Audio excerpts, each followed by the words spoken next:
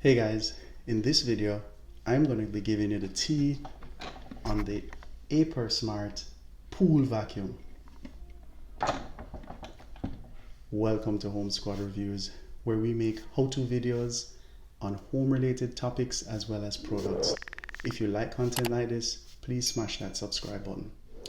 Okay guys, so I purchased my Aiper Smart this year and it ran perfectly up to the 30-day mark. On the 30th day, I looked in the pool and I noticed that it wasn't running, only to realize that one of the legs broke. I mended it and didn't have any problems up to a week ago, where another leg broke.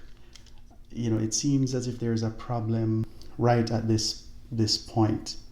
You know, I think that's a weak spot for this product. I would say that the guys who created this product got most of it right. However, because this is an essential part, I will have to give this product a thumbs down.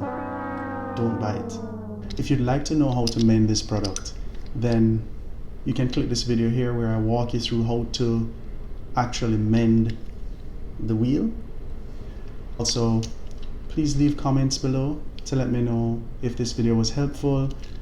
If you have this product and you have the same issue, please let me know in the comments area, as well as if you have the product and you don't have this issue. Like, share, subscribe. Peace.